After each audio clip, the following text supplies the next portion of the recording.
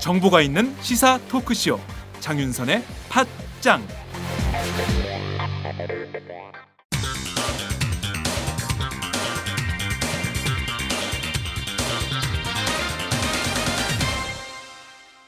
전혀 다른 뉴스. 전혀 다른 뉴스 시작하겠습니다. 어제 대전 지역에서 추가 사망자가 발생했지요. 무엇보다 현재까지 취합된 전체 메르스 확진 환자 95명으로 늘어난 상황입니다. 사태가 일파만파 진전되지 않은 가운데 있는 상황인데요. 지금 보면 격리 대상자도 3,000명에 육박하는 수준으로 가고 있습니다. 오늘도 역시 메르스 전국 민심, 오늘은 대전을 연결하겠습니다. 오마이뉴스 지역공동체부에서 대전 충남 팀장을 맡고 있는 심규상 기자를 연결합니다. 심 기자 나와 계신가요? 예, 안녕하세요. 네. 자, 어제 추가로 사망자가 발생했습니다. 주말 이후에 대전 충남 지역 큰 변화가 있을 걸로 보이는데요. 현장 상황 어떻습니까? 말씀하신 것처럼 가장 중요한 변화는 어제 격리 치료 중이던 80대 환자가 사망한 일입니다. 네. 대전에서만 두 번째 사망자죠. 네. 오늘은 90번째 확진자가 그동안 확진자가 없었던 충북 옥천에서 나왔습니다. 아이고. 또 대전에서도 메르스 확진자 한 명이 추가로 발생했습니다. 네. 현재 대전시를 비롯해서 충청 지역은 정부와 모든 정보를 공유하기로 하고 네. 더 이상 확산되지 않게 움직이고 있는데요. 먼저 지난 7일 권선택 대전시장의 발언부터 들어보시죠. 우리 시는 이 사건의 발생 초기부터 대책의 고삐를 당겨왔습니다. 전국에 최초로 주의 단계가 아니라 경계 수준에서 격상시켜서 운영을 해왔고 기관 간의 비상 공조 체제를 잘 유지해 왔다고 생각합니다. 현재까지 나타난 걸 보면은 오늘 공개가 되어 있는 대청병원과 건양대병원의 병원 내 전염으로 파악이 되고 있습니다. 특히 양 병원은 코호트 격리 조치가 잘 돼 있습니다. 특히 우리가 안 되는 상황은 질병관리본부에서 직접 나와서 관장하고 있기 때문에 벽의적 상황은 잘 통제가 되고 있습니다.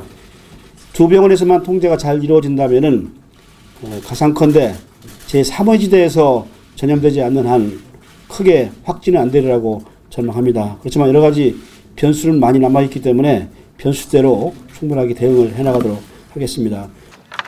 네, 권선택 시장의 주장을 좀 들어보면 정부와 함께해서 정보 공개 방침 그리고 또 중앙과 지방의 협업을 이루겠다라고 주장을 했는데요. 실질적으로 정말 얼마나 그렇게 되는지 좀 지켜봐야 될 것 같다는 생각이 좀 들고요.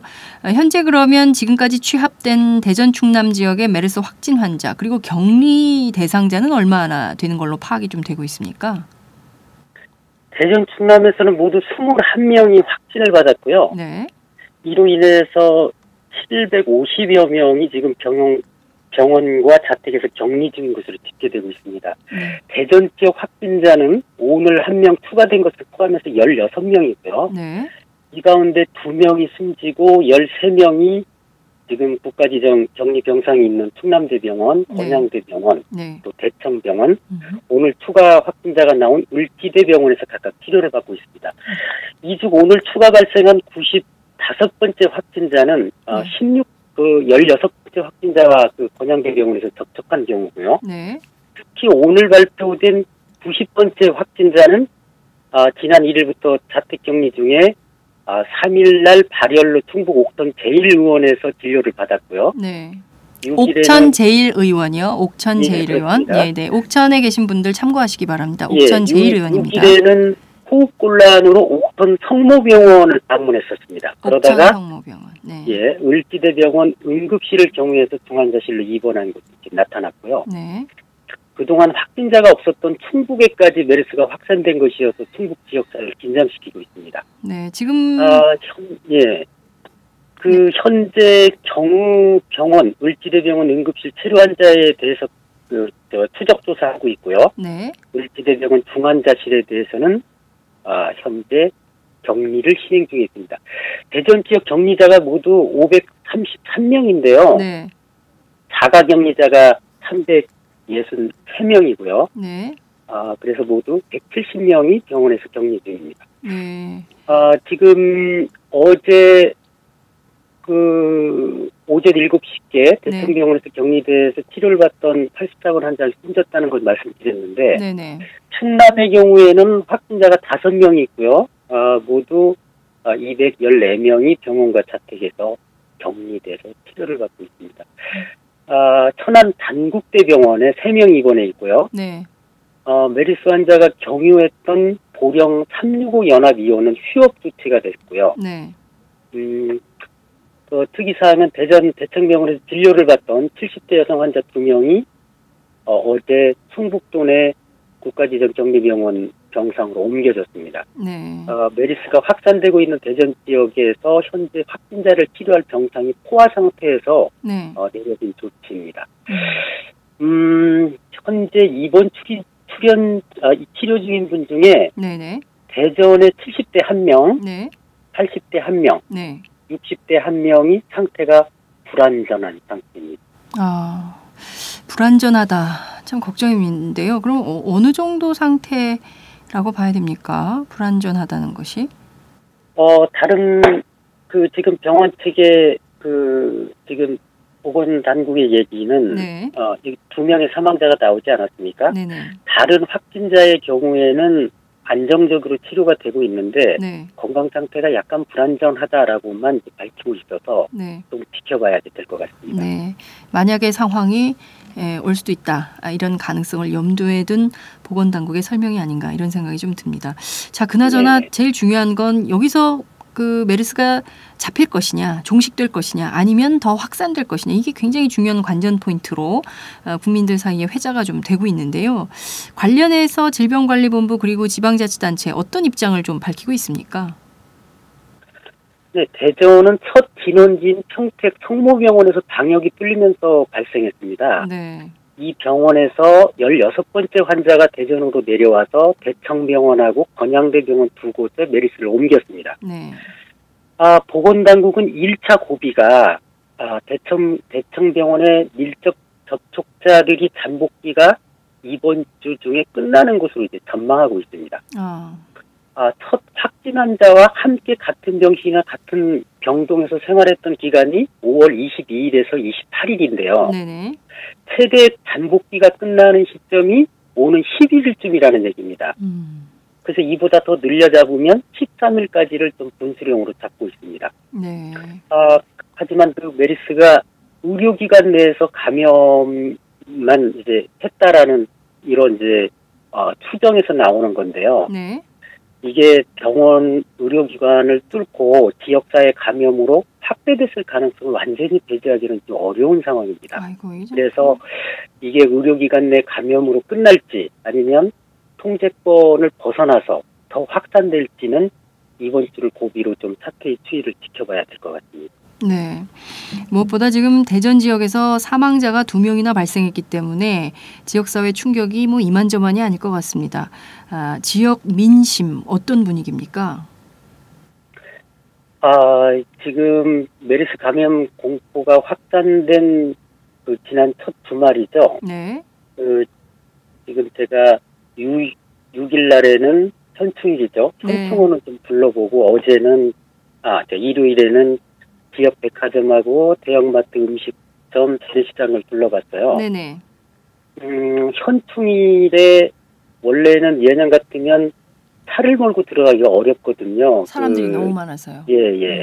그런데 지난 6일 날에는 매우 한산했습니다. 아이고.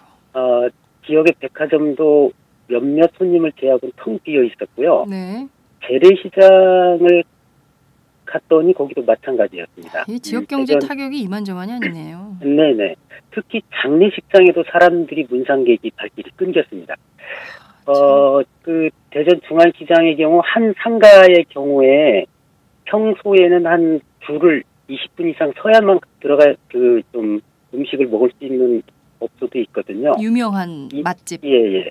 이날은 한 3-4명밖에 이렇게 줄을 서지 않았더라고요. 그래서 해당 상인이 메리아스 때문에 못 살겠다. 이제 메리스를 메리아스로 표현하면서 이제 울상을 짓기도 했습니다. 어제 제가 그 인근에 있는 종합병원을 가봤습니다. 네. 입구에 의료진이 배치돼서 모든 방문객을 대상으로 발열 검사를 하고 있었는데요. 네네. 그런데도 평소보다 오가는 내원객들이 크게 줄어서 병원이 한산했습니다. 논산 육군훈련소가 이 네네. 충남에 있는데요. 네. 어제 입영 훈련생 전원을 대상으로 발열 검사를 했습니다. 어제 한 1,700명 입영 대상자 가운데 네. 2명이 이상 증상을 보여서 되돌아가기도 했습니다. 대단히 불안해하고 있습니다. 참 군대 같은 경우에 이게 방역이 뚫리면 이거 우리 젊은 아들들 이거 다 큰일 나게 생겼기 때문에 정말 잠 못 자고 진짜 어머니들이 기도하는 심정으로 지금 하루하루 보내고 있는 상황인데요. 자, 그나저나 대전 충남 지역의 경우에 대전 충청 지역 전체를 놓고 볼 때 자가격리자 숫자도 굉장히 큰 규모였는데요. 이분들에 네. 대한 그 관리 어떻게 좀 잘 되고 있습니까?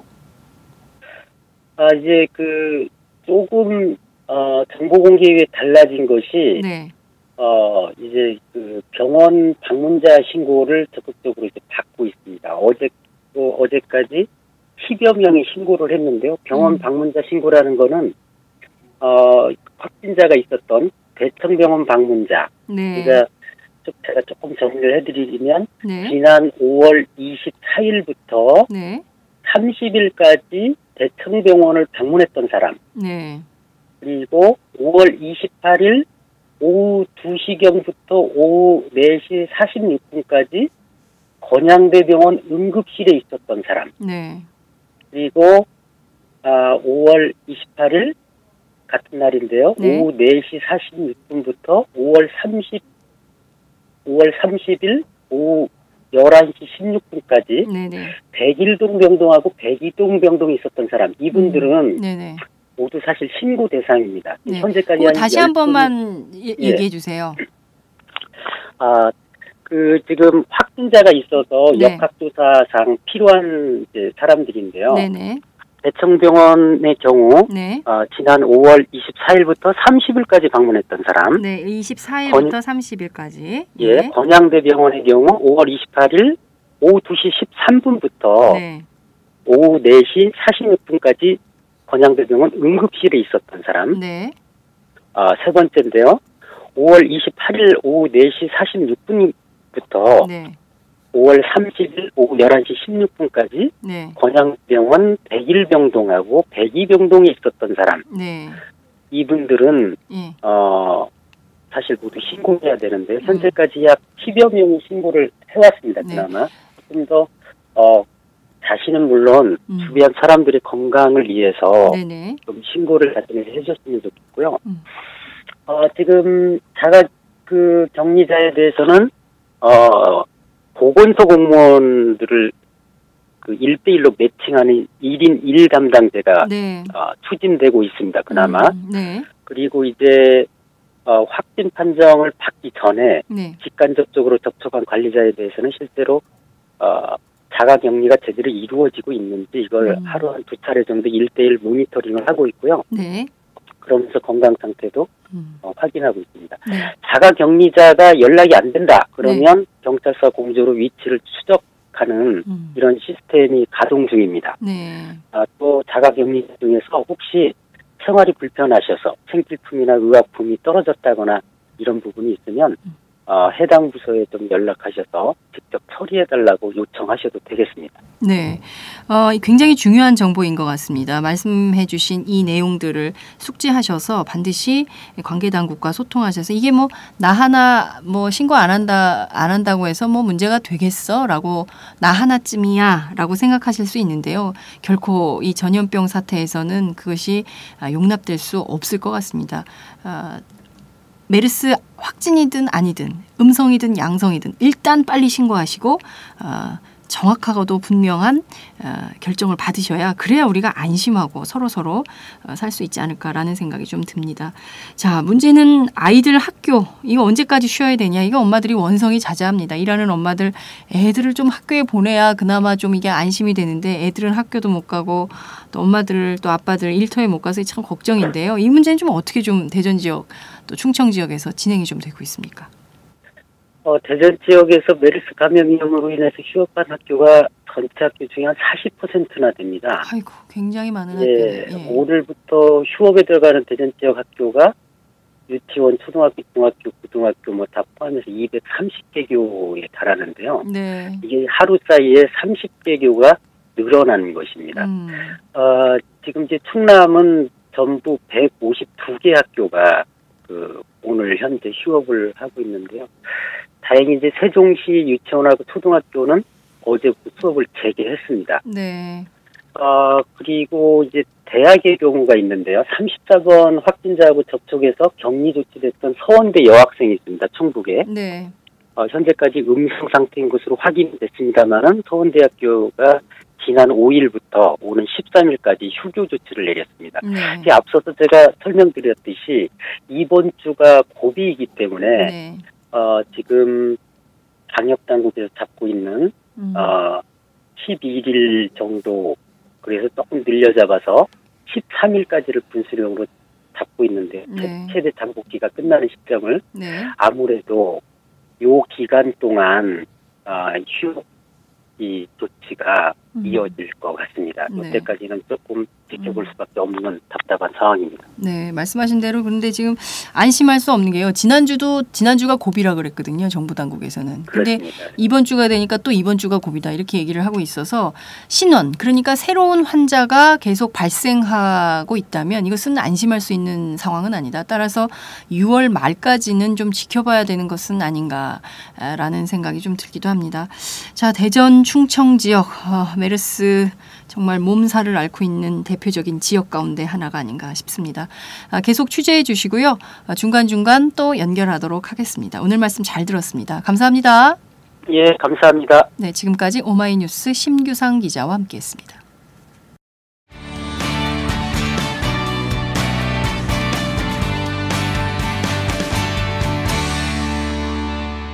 지금 여러분은 장윤선 기자의 팟짱을 듣고 계십니다.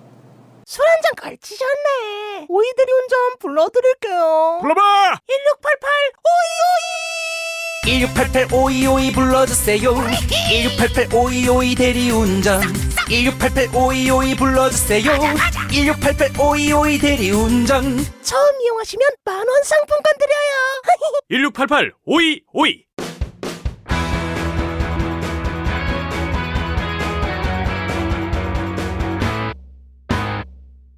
색깔 있는 인터뷰. 색깔 있는 인터뷰 시작하겠습니다. 국내 최대 규모인 서울 아산병원에서도 중동호흡기 증후군 메르스 감염이 발생했습니다. 심지어 오늘은 20대 환자도 추가 발생해서 충격을 주고 있는 상황인데요.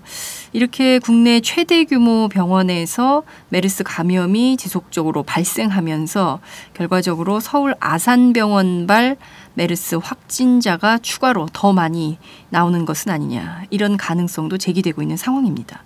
무엇보다 이렇게 메르스 사태가 점점 확산되면서 가장 심각한 국가적 의제로 등장하는 것이 바로 공공병원의 문제입니다. 오늘은 유지현 보건의료노조 위원장을 모시고 집단 감염병 그리고 공공병원의 필요성에 대해서 들어보도록 하겠습니다. 위원장님 어서 오세요. 네, 반갑습니다. 네, 저희 팟짱의 첫 번째 출연이십니다. 네. 네, 보건의료노조 그동안 활약하고 있었는데 저희가 이제서야 모시게 됨을 죄송스럽게 생각합니다. 아닙니다. 초대해 주셔서 너무 감사합니다. 예, 워낙 상황이 심각해서요. 현장에서 쏟아지는 얘기들을 먼저 좀 살펴보도록 하겠습니다. 자, 우선 유지현 위원장님은 네. 의사 출신이십니까? 간호사 출신이십니까? 저는 간호사 출신입니다. 아, 그러시군요. 몇 년 경력이십니까? 저는 90년도에 병원 입사했고요. 우연한 계기로 노동자 활동을 시작을 해서 네. 아직 현직에 복직을 못하고 아직 임기를 수행하고 있습니다. 아, 빨리 현장으로 돌아가셔야 네. 예, 의료진인데 지금 저희하고 인터뷰를 하고 계십니다. 자, 우선 메르스 사태를 좀 짚어봐야 될 것 같습니다. 지난달이죠. 지난달 20일 첫 번째 메르스 확진자가 나오고 벌써 20일이 경과하고 있습니다. 근 한 달여 지금 이 메르스 파문이 이어지고 있는 상황인데요. 초기에는 정부가 이거 뭐 금방 뭐 없어질 것처럼 진단을 했지만 현재 지금 확진 환자 95명, 사망자 7명입니다. 이 같은 결과 예상이 됐었던 바입니까? 초반기에는 예상하지 못했죠. 네. 워낙 중동 지역에서 네. 3차 감염 사례가 보고되지 않았다고 했고 네. 그래도 우리나라 의료가 선진 의료다 이렇게 네. 하고 있는데 의료 선진국 의료세 그래서 이 정도까지는 아니라고 봤는데 네. 이미 이제 초동 대응 실패를 감지했을 때 그럴 때는 아 이것은 좀 큰 사태로 이어지겠구나. 그래서 좀 긴장하고 바로 초동 대응이 늦었지만 네. 좀 더 폭넓게 먼저 선제적으로 공격적으로 방어 전선 방역 체계를 구축해야 된다 이런 주장을 하기 시작했습니다. 네. 최근에 가장 큰 최대 쟁점은 삼성 서울병원의 문제인데요. 이게 뭐 네티즌 사이에서는 이게 메르스의 숙주 뭐 이런 얘기로 나오고 있기도 합니다. 오늘 보건복지부 자료를 보면요. 5월 27일에서 28일에 응급실에 근무했던 의료진 또 입원 환자, 내원 환자, 보호자 무더기로 확진 판정을 받은 건데요. 잠복기를 고려하면 이번 주에 계속 환자가 늘어나는 거 아니냐 이런 의견도 있습니다. 위원장님 어떻게 보십니까? 삼성 서울병원이 전국구 병원이다 보니까 더 걱정이 많고요. 네. 예. 말씀하신 대로 잠복기를 최대 2주까지 보고 있기 때문에 네. 이번 주 환자 발생할 가능성도 있고요. 또 평택성모도 네. 최초 확진자가 입원했던 네. 그 병원도 29일에 문을 닫았어요. 그럼 거기서부터 또 2주면 또 이번 주 말까지잖아요. 예. 그러니까 물론 평택성모에 문 닫은 29일부터 2주 그리고 삼성서울에 환자가 다녀간 뒤로부터 2주 그게 다 이번 주 말까지는 네. 한번 지켜봐야 될 것 같습니다. 네. 그런데 그 평택성모병원은 병원 폐쇄 결정을 내렸는데 삼성서울병원은 아직까지도 폐쇄 결정을 내리지 않고 그냥 지켜보고 있는 이런 상황이고 오늘은 뭐 3명 정도로 줄어들었기 때문에 안심해도 되는 것처럼 언론 보도는 이어지고 있는데요. 보건의료노조는 이거 일부라도 폐쇄해야 된다 이런 주장을 하셨습니다. 어떤 근거 때문에 그런 주장을 하시게 된 겁니까? 응급실을 다녀갔잖아요. 네. 그래서 응급실에서 접촉한 사람들 위주로 지금 이제 환자 발생하고 있는데 네. 당연히 응급실은 폐쇄해야 되고요. 그래서 폐쇄가 이미 된 걸로 알고 있습니다. 그래서 응급실 폐쇄하고 그 앞에서 네. 응급실 찾는 환자들을 진료하는 걸로 언론에 나왔더라고요. 네. 근데 저희가 그 다음에 일부라도 폐쇄해야 되는 거 아니냐라고 네. 했던 거는 35번 환자가 의사잖아요. 네. 그러면 이 의사가 다녔던 동선을 좀 파악해야 되는 거 아니냐.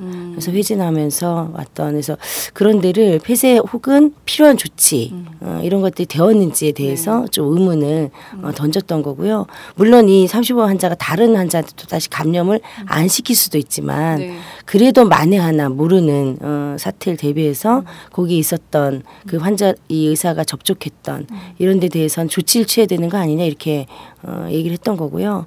그러면 적어도 그 병동 정도에서는 이 환자들을 전수조사를 좀 하고 네. 접촉했는데 괜찮은지 그리고 혹시 한 사람이라도 그런 증세가 있으면 그 병동 네. 정도는 좀 공격적으로 대책을 마련해야 되지 않느냐 이렇게 얘기를 했던 겁니다. 네, 말씀하신 대로 그 35번 환자가 삼성서울병원 의사인데요. 이분의 주장에 따르면 본인이 이 메르스 감염이 됐을지 모른다라는 점을 인지했을 때부터는 자가격리를 했고 따라서 문제될 것은 없다. 그리고 본인의 부인이 그 음성 판정을 받았기 때문에 본인의 동선과 관련해서는 굉장히 클리어하다 이런 주장을 하고 있는데요. 보건의료노조에서는 왜 그런 게 저 회진한 경우라든가 뭐 그분의 동선을 좀 체크를 해봐야 된다라고 생각하시는 겁니까? 비단이 그 의사인 의료진이 35번 환자뿐만 아니라 네. 저희는 그 앞에 평택성모든 있었던 환자들의 다 동선 네. 그리고 거기에 접촉했던 사람들 전수조사를 하라고 저희가 요구를 하고 있어요. 왜냐하면 만에 하나 모르는 또 그 다음 감염을 준비해야 된다. 예, 대비해야 된다. 이런 거였고요. 감염 전문가들 4차 감염은 없다. 이렇게 얘기했는데 이미 이 앞에 3차 감염은 없다 그랬거든요. 그래서 3차 감염이 어마무지하게 많이 그러니까요. 나오잖아요. 그러면 그걸 또 4차 감염 없다라고 단정 지을 수 없는 거 아니냐. 그럼 적어도 3차 감염자들이 또 이동했던 이동 경로까지도 네. 다 파악하고 주의 깊게 관리하고 이래야 되는 거 아니냐라는 차원에서 저희가 제기한 것이지 네. 뭐 35번 환자가 특히 의사라서 뭐 이런 저는 주장은 아니고요. 아, 전체 의료진 혹은 전체 접촉 전체 환자들, 네, 전체 환자들이 이동 경로, 네. 전수조사 이런 것들이 필요하다. 그래서 그러네요. 보고 혹시 증상이 있으면 즉각적인 조치가 취할 수 있도록 격리를 해야 된다. 그렇게 제기하면서 자가 그렇게 보면 저희가 예상하는 것보다 너무 적게 잡은 거 아니냐. 그리고 거기서 또 제3회, 제4회 또 3차, 4차 감염이 나올 수 있다. 이런 것에 대해서 준비해야 된다. 네.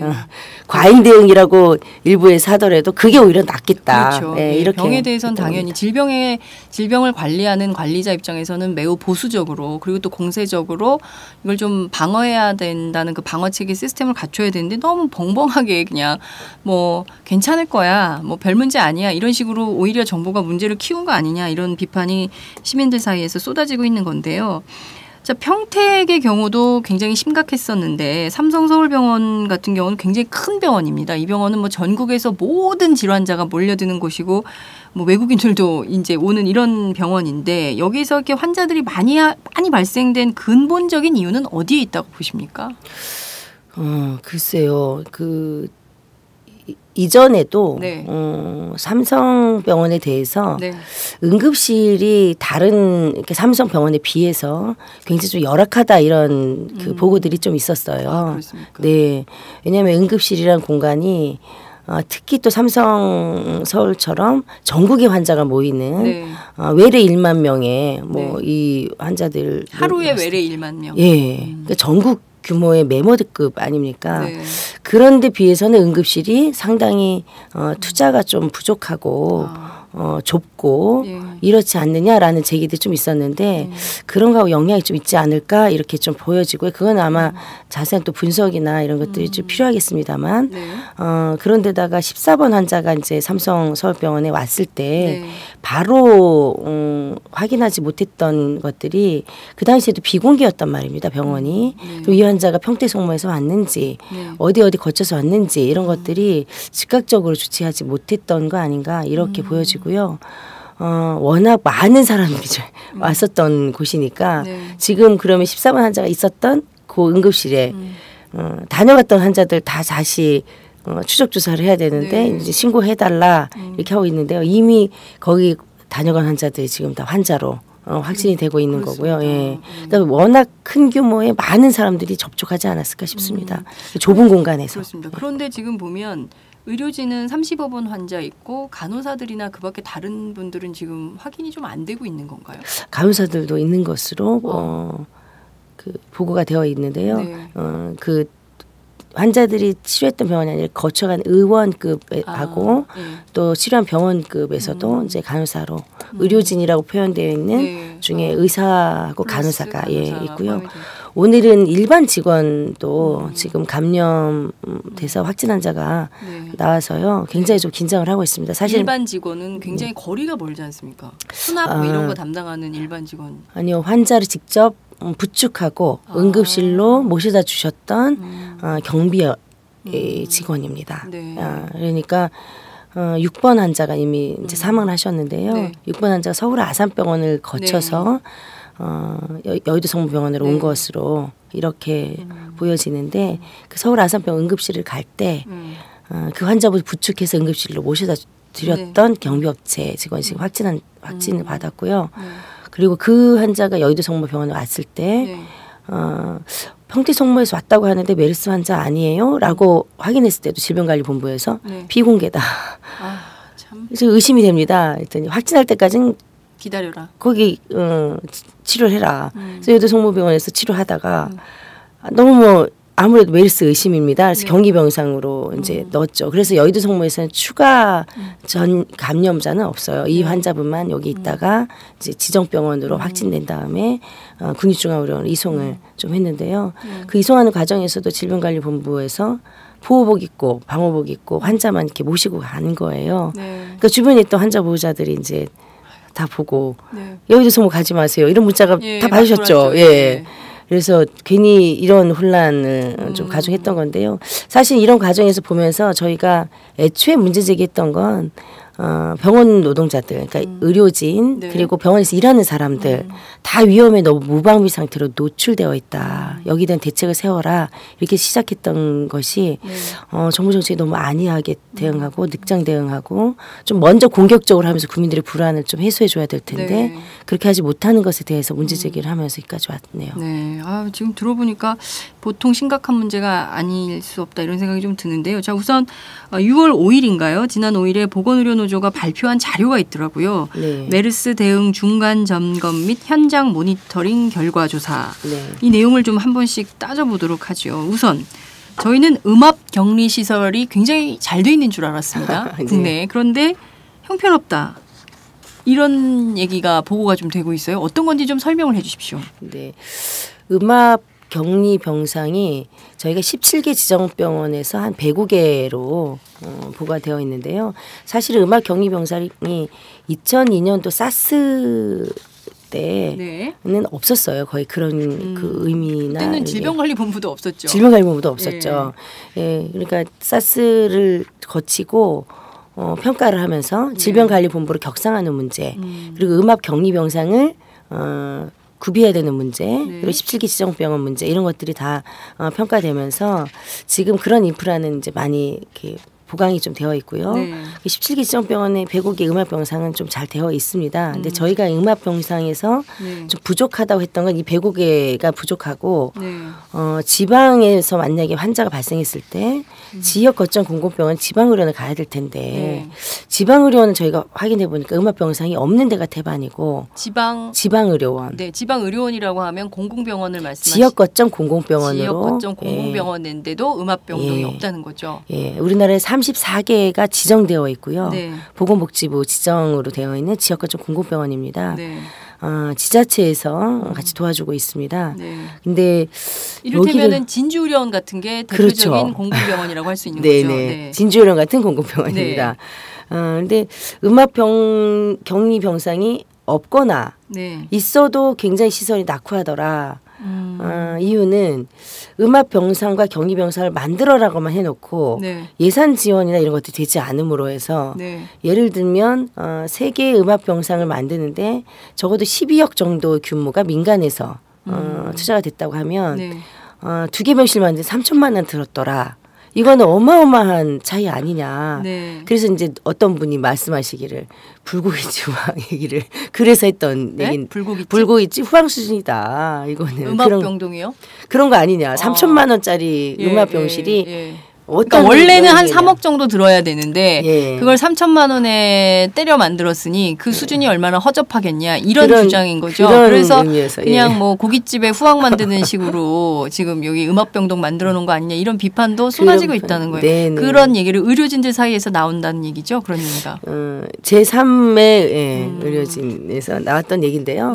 사실은 이제 그런 걸 보면서 지방의료원이 그동안 시설이 낙후됐다 그래서요. 현대화 시키면서 이전들을 하고 있어요. 그래서 새로 만들어진 지방의료원들은 좀 시설들이 좋게 가고 있고요. 그러나 또 진주의료원처럼 새로 만들어서 갔으나 환자가 오지 않고 운영이 잘 되지 않고 적자라는 이유로 이제 폐업된 병원도 있고 지금 뭐 임금 체불에 시달리거나 경영에 대한 논리 때문에 굉장히 힘들어하는 지방의료원들이 많이 있어요.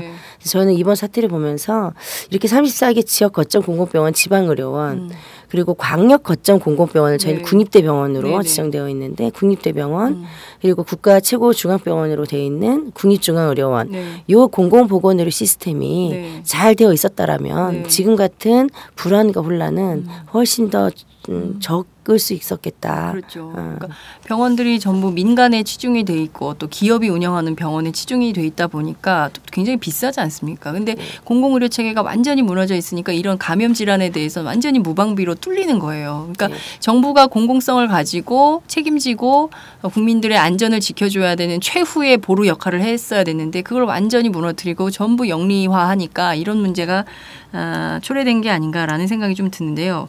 자, 우선 보호 장비가 없는 민간 병원이 이번 조사에서 다수 발견이 됐다. 이건 또 어떤 것입니까? 굉장히 충격적이네요. 보호 장구라 하면 이제 마스크인데 그냥 뭐 일회용 마스크 아니고 네. 이제 공기를 걸을 수 있는 마스크 N95 마스크라고 하는데요. 95%가 걸러진다는 네. 바로 그 마스크. 네. 시중에선 절대 구할 수 없다는 바로 그 마스크. 네. N95 마스크나 네. 고글이나 그다음에 우주복처럼 생긴 거 있죠. 예, 방호복. 예. 예. 그런 이제 보호 장구가 있어야 되는데 영화 같아요. 거리에 그런 분들이 나타나면. 그럼 깜짝 놀래죠. 예. 예. 근데 이제 그 보호 장구가 공공병원은 이제 지급이 되면서 이제 준비해라, 대비해라. 네네. 그런데 또 막상 그 지역거점 공공병원은 네. 우리 경기병상이 없는데 어떡하지? 이런 이제 걱정과 함께 이게 한 세트고요. 아휴, 참 어떡하면 좋습니까? 그러니까요. 네, 너무 우리나라에 이제 참담한 의료원실이 좋은데요. 그리고 민간병원은 사실 이제 평택 성모가 아주 대표적인데요. 네. 민간병원이지 않습니까? 네네. 어떠한 방책도 없는 상태에서 지금 그냥 노출되어 있다가 여기에 입원했던 거의 전 환자들 지금 환자가 된 거잖아요. 그런데 이제 이 환자분들이 또 다른 감염을 전파를 했을 때 지금 자가격리 대상자랑 뭐 많이 있는데 만약에 열이 났어요. 네. 그러면 이제 어디 가야 되지 않습니까? 네네. 그럼 지금은 조금 통제가 되고 있는데요. 초반기에는 의원을 가요. 그다음에 네. 이제 민간병원 가지 않습니까? 그렇죠. 민간병원 네. 워낙 많으니까. 네네. 근데 거기는 아직 메르스에 대한 대책, 뭐 아무것도 매뉴얼, 보호장구 이런 것들이 없는 상태에서 무방비 노출돼서 위험한 거 아니냐라는 저희가 제기를 했던 거고요. 네. 지금은 이제 지정병원도 민간병원 중에 지정병원도 좀 늘고 네. 워낙 환자가 지금 많아지고 있으니까 그리고 워낙 메르스가 전국적으로 확산되면서 질병관리본부나 보건당국에서 네. 구체적인 매뉴얼도 이제 현장까지 내려간 걸로 지금 다시 추가 파악은 되고 있는데요. 네. 요 조사할 즈음에는 아직 매뉴얼, 보호장구 이런 것들이 갖춰지지 않은 민간병원이 대다수였습니다. 그러니까 이제 환자가 고열이 나요, 복통이 나요, 구토가 나고 설사가 나는데 이게 메르스인지 아닌지를 확진할 수 있는 시스템이나 뭐 그 기초적인 그 보호 장구나 이런 것들이 전혀 마련이 돼 있지 않고 실제 보호 장구가 있다 하더라도 그런 데서는 민간 병원이니까 또 음압병동이 없어서 문제고 이 사람을 네, 어떻게 해야 되는지 네. 처리를 어떻게 해야 되는지 완전히 막 그냥 우왕좌왕하다가 이렇게 환자들이 그냥 일파만파 퍼져버리는 이런 상황 사태를 빚은 거네요. 이게 초기에 우리나라가 시스템이 잘 되어 있었다면 이런 것들을 다 그냥 첫 번째로 그냥 다 걸릴 수 있었는데 이런 데서 뚫리니까 완전히 그냥 배가 산으로 가는 이런 상황이 된 것 같다. 이런 생각이 좀 듭니다.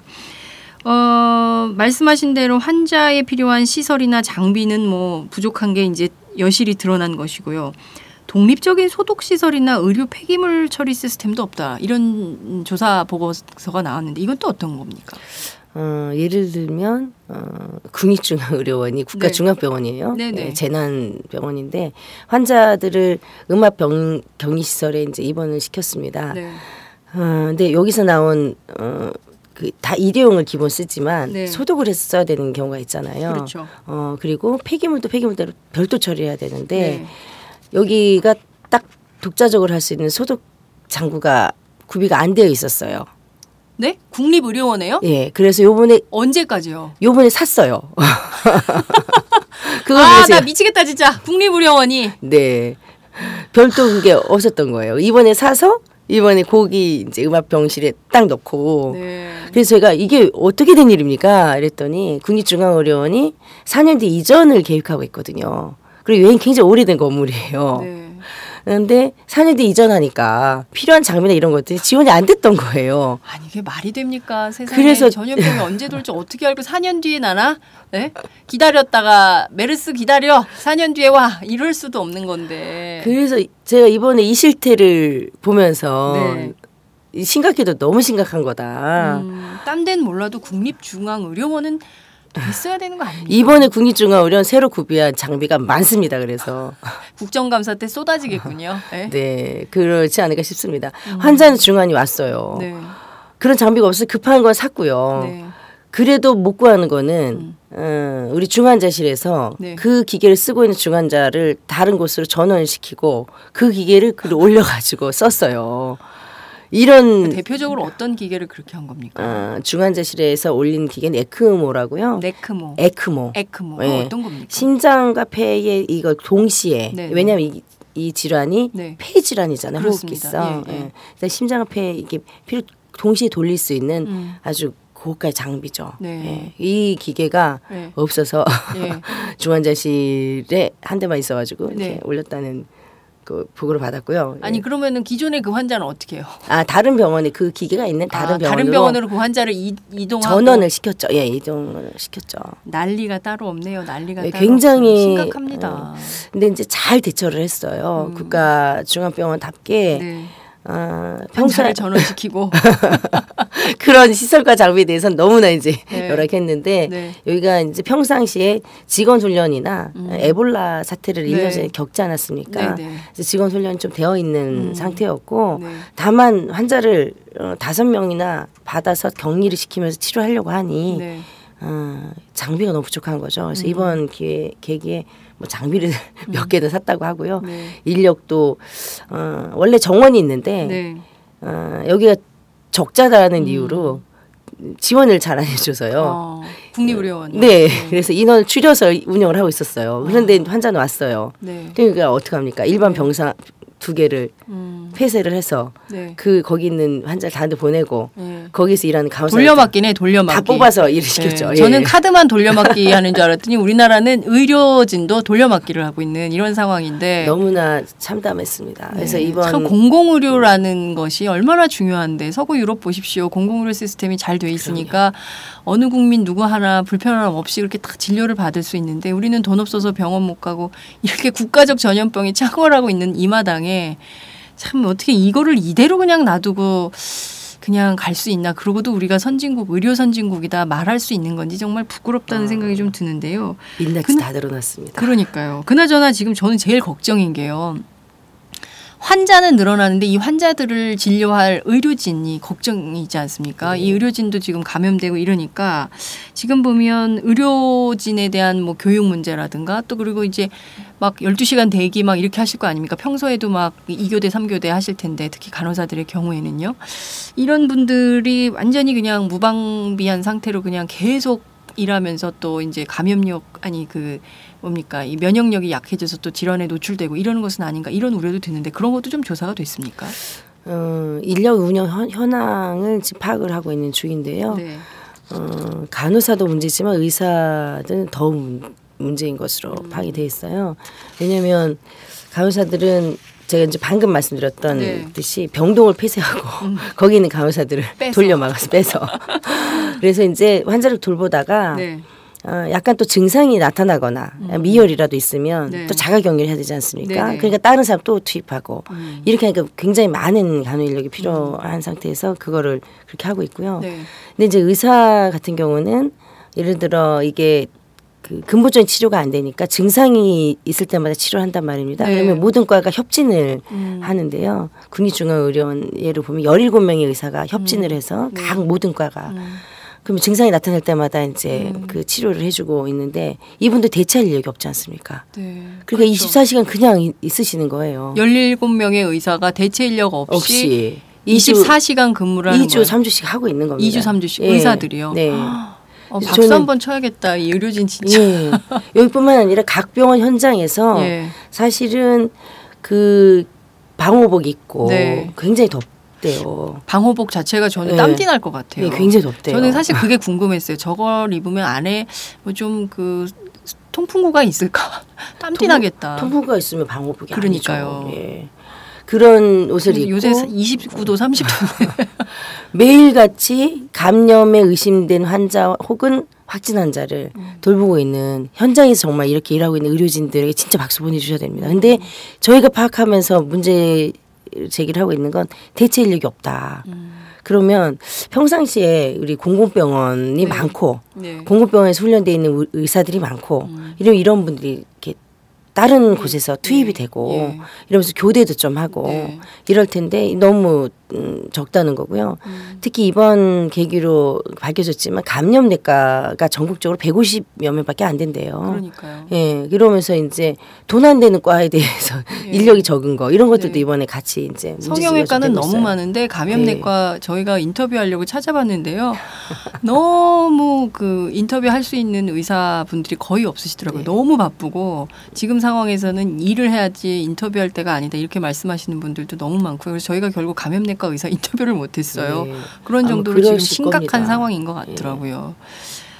참 근데 지금 이렇게 말씀을 들어보면 우리나라 공공의료 분야가 이렇게 취약한가. 정말 진주의료원을 폐쇄할 게 아니라 돈이 안 되더라도 평상시에 국민 세금으로 이걸 잘 관리해 놔야 위기가 왔을 때, 심각한 위기가 왔을 때 이것을 지혜롭게 넘길 수 있는 거점이 될 수 있겠다. 이런 국민적 판단이 가능해지는 시점이에요.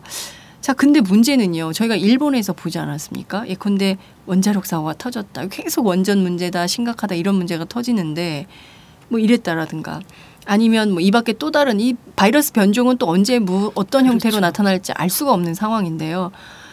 이럴 때 과연 이 시스템으로 과연 우리 국민들을 제대로 치료하고 예방하고 보호할 수 있냐. 이 굉장히 중요한 포인트 같은데 위원장님은 좀 어떻게 보십니까? 지금 이 상태로는 안 됩니다. 저희가 사스 에볼라 이어서 지금 3번째 전염병 사태인데요. 다행히 사스 에볼라 때는 이렇게 환자가 발생하지는 않았었어요. 네, 신종플루도 있었죠. 네, 신종플루도 있었습니다. 근데 신종플루는 굉장히 또 많고 근데 타미플루라는 치료제가 있었고요. 네. 그것도 조금 다른 것 같아요. 지금 치료제가 없고 이런 상태에서 이제 불안이 막 가중되고 있는 그런 상태인데 저는 일본 원전 사태에서 보면서 우리도 방사선에 대한 준비는 원자력 의학원이라고 있어요.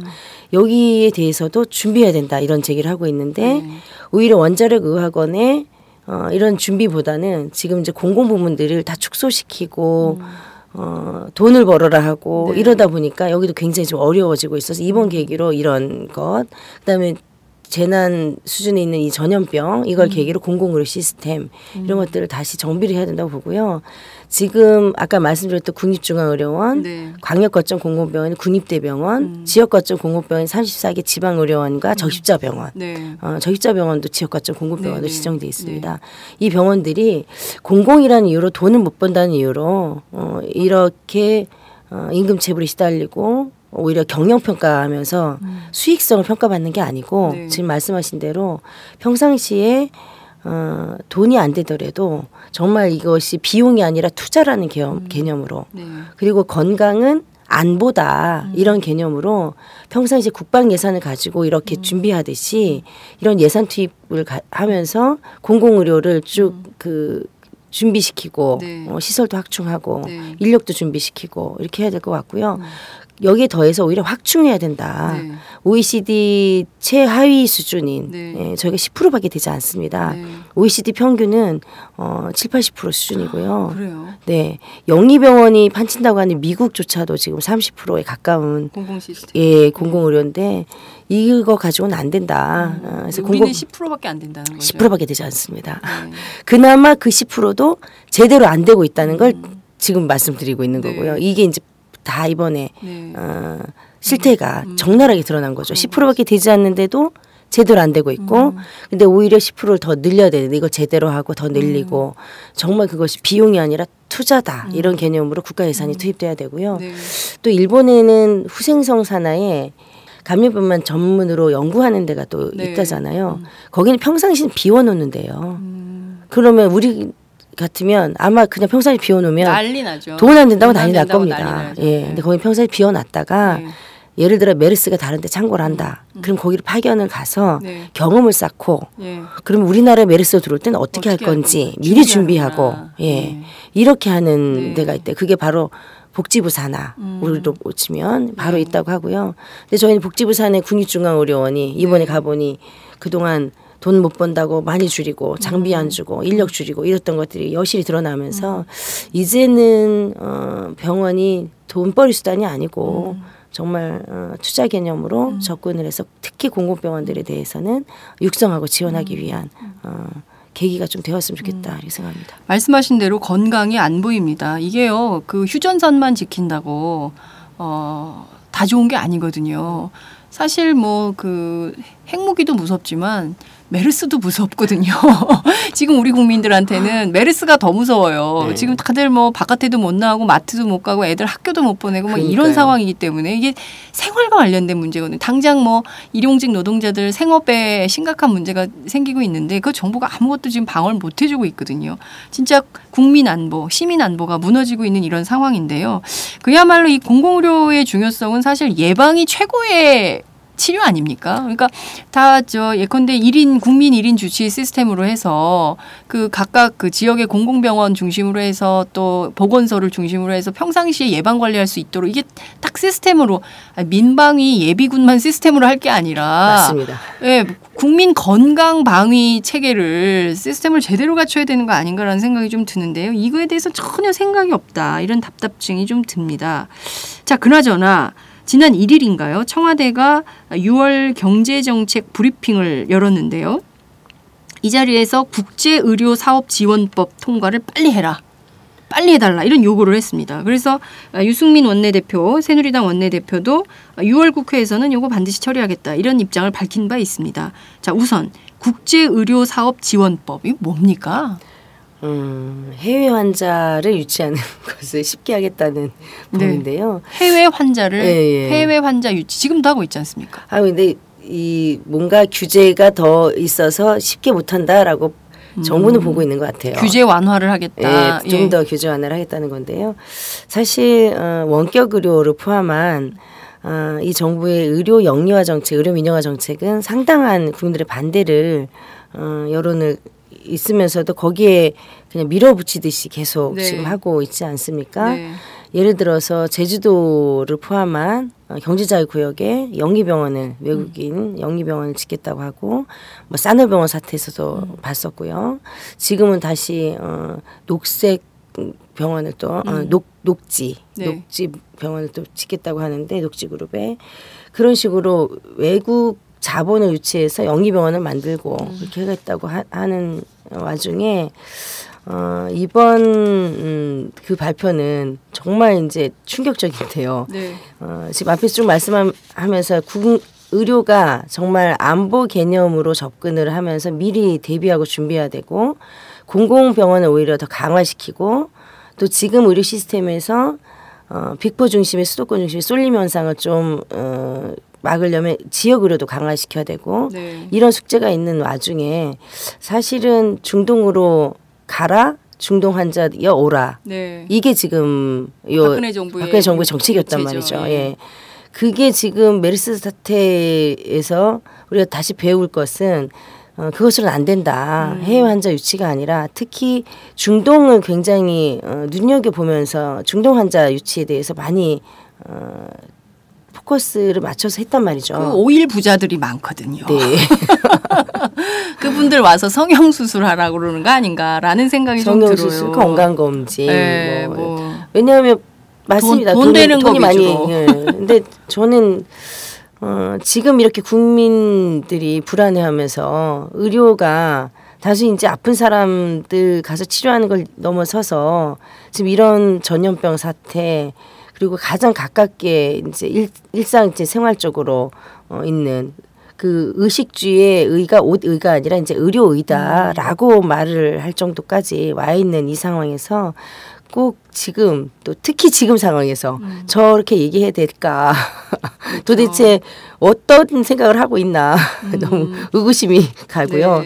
그러니까 이게 본질이 국제의료사업지원법이라는 게 해외 환자들을 해외에 있는 환자들을 국내로 많이 유치를 해서 이분들을 병을 말끔하게 깨끗하게 탁 해갖고 도로 그 나라로 보내자라는 그 아주 긍정적인 취지가 있어 보여요. 그렇지만 그 이면에는 그 해외 환자가 올 때 그 사람만 오는 게 아니라 병균이 같이 오잖아요. 메르스가 같이 오고 또 그 밖에 또 어떤 질환이 있을지 어떻게 압니까? 근데 그런 것들을 그러면 공항에서부터 철두철미하게 막아서 과연 이 환자가 본인만 고치고 떠나면 좋은데 그게 아니라 본인만 고치고 가면서 본인이 다른 병들까지 퍼뜨려서 우리 국민들의 건강에 위협적 요소가 된다면 과연 해외 환자를 유치하는 게 옳은지 그른지 이런 근본적인 판단을 정권 차원에서 해야 되는데 지금 그런 판단은 전혀 하지 않고 오로지 이게 돈이 되냐 안 되냐. 돈만 땡기면 장땡이다. 이런 사고를 하니까 이게 지금 사태가 일파만파 커지는 게 아닌가라는 생각이 좀 듭니다. 말씀하신 대로 그러면 이 국회에서 6월 국회에서 통과 예정인 국제의료사업지원법 요거 그냥 넘기면 절대 안 되겠네요. 절대 안 됩니다. 저희가 워낙에도 외국인 환자 유치든 뭐 이런 의료 영리화에 대해서 반대 입장을 가지고 뭐 정부 정책에 맞서서 싸우기도 하고 우리 국민들이 또 많이 지지해 주시고 이렇게 해왔는데요. 이번에 만약에 그냥 강행 통과한다 그러면 또다시 국민들을 배반하는 국회가 될 것이고요. 저희도 가만히 있을 수는 없죠. 우리 또 온 저도 가만히 못 있겠어요. 시민들이 또 가만히 있으면 안 됩니다. 이게 뭐 그 양반들이 그냥 오시면 좋은데 이거 병균 퍼뜨리고 가는 거 이거는 사실 이게 전쟁감이에요. 옛날 같으면 이 병균 퍼뜨리고 당장 보십시오. 홍콩, 중국 태도 보세요. 한국이랑 놀지 마. 한국 의료계하고 교류하지 마. 끊어. 딱 이렇게 나오지 않습니까? 국가적 망신입니다. 그러니까요. 정말. 완전히 왕따 국가가 됐어요. 북한은 북한대로 왕따 국가고 또 우리는 우리대로 메르스 때문에 왕따 국가를 자처하고 있는 이 박근혜 정부. 정말 어떻게 해야 될지 정말 답답함이 앞섭니다. 그나저나 문형표 장관 어떻게 생각하십니까?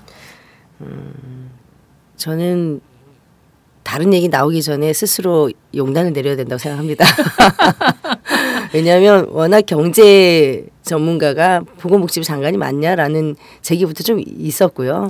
그리고 또 특히 연금 사회적 합의를 안 된다라고 했을 때 장관으로서 맞나 이런 사람들이 다 있었는데 특히 이번 사태를 좀 보면서 저는 다른 얘기 나오기 전에 스스로 용단을 내리고 하셔야 되지 않을까 싶습니다. 네. 그 보건의료노조에서는 문영표 장관에 대해서 임명 단계 때부터 반대했던 인물인데요. 선견지명이 있으셨던 것 같습니다. 지금 국민적으로 저분은 좀 곤란하다 이런 공감대가 굉장히 많이 형성돼 있는 게 아닌가. 그리고 또 박근혜 대통령도 결단을 하시겠죠. 일단 이 사태가 진정이 되면 그때는 뭐 결정이 되지 않을까라는 생각이 좀 듭니다. 저희도 시기 때문에 조금 어차피 이 사태를 빨리 진정 국면으로 하는 게 또 우선이니까 다른 얘기를 좀 안 하고 있는데요. 잘 판단하시기 바라시리라 믿습니다. 네, 알겠습니다. 자, 오늘 보건의료노조가 파악한 현장의 소리들 그리고 저희가 그동안 듣지 못했던 현장 의료진들의 그 문제점 그리고 현장 의료진들이 겪고 있는 어려움 그리고 현장 상황이 어떤지에 대해서 구체적으로 알 수 있는 기회가 됐다 이런 말씀을 좀 드릴 수 있을 것 같습니다. 우리 청취자들께 정말 큰 도움이 됐던 인터뷰가 아니었나라는 생각이 좀 드는데요. 위원장님 끝으로 우리 애청자들께 꼭 하시고 싶으신 당부 말씀 있으면 한 말씀 부탁드리겠습니다. 네, 하여튼 시간 내주시고 함께해 주셔서 감사드리고요. 이번을 계기로 저는 의료에 대한 인식 전환이 좀 있었으면 좋겠다. 의료가 정말 비용이 아니라 투자다 이런 개념으로 국가 정책은 돌아서야 되고요. 그동안에서 의료 민영화, 의료 영리화 이런 정책에서 공공의료 강화 그리고 지역의료 강화 그리고 건강보험 보장성 확대 이런 저희가 많이 던졌던 이런 문제들을 이번 계기로 좀 투자가 또 되고 함께 만들어왔으면 좋겠고요. 사실 과잉 진료는 안 됐지만 과잉 대응이 필요하다. 지금 현재 상태에서는 그런 걸 통해서 복지부 장관이 어제 국회에서 뭐 이미지 때문에 격상하지 않고 있다 이렇게 얘기하고 있는데 국민 생명 안전보다 더 중요한 것은 없다. 그런 차원에서 지금을 계기로 사실은 소 잃고 외양간 고친다는 얘기가 있는데 외양간 꼭 고쳤으면 좋겠다. 반드시 의료에 대해서 그리고 방역 시스템에 대해서 그렇게 다시 되돌아보는 그런 계기가 되었으면 좋겠다는 말씀 다시 한번 드리고요.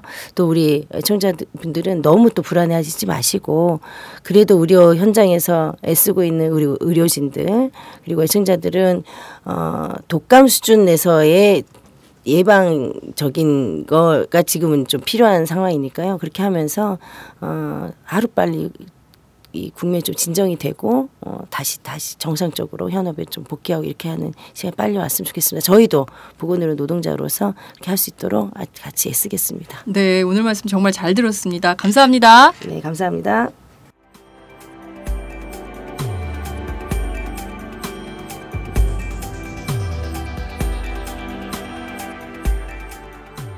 안녕하세요. 오마이뉴스 시민기자 최병석입니다. 저는 최근 대한민국 쓰레기 시멘트의 비밀이란 책을 출간했는데요. 오마이뉴스 10만인 리포트의 연재한 기사를 다듬어 책을 펴냈습니다. 우리가 살고 있는 아파트가 발암물질 가득한 쓰레기 시멘트로 만들어졌다는 내용이지요. 요즘 급증하는 아토피 피부염 등이 쓰레기 시멘트와 전혀 무관할까요? 여러분이 이 책을 한번 읽으시고 판단해 보시기 바랍니다. 시민의 건강이 쓰레기 취급당하는 어처구니 없는 현실을 이 책에 고발했습니다. 그런데 이 책은 오마이뉴스가 없었으면 세상에 나올 수 없었습니다. 시멘트 재벌 입김에 휘둘리지 않고 이런 글을 받아줄 수 있는 우리나라 언론은 그리 많지 않기 때문입니다. 제가 권력과 자본에 맞서 당당한 오마이뉴스를 만드는 10만인 클럽에 자발적 구독료를 내는 이유이기도 합니다. 이런 기사와 책이 필요하다고 느끼시는 분은 동참해 주십시오. 저도 10만인 클럽 회원입니다. 고맙습니다.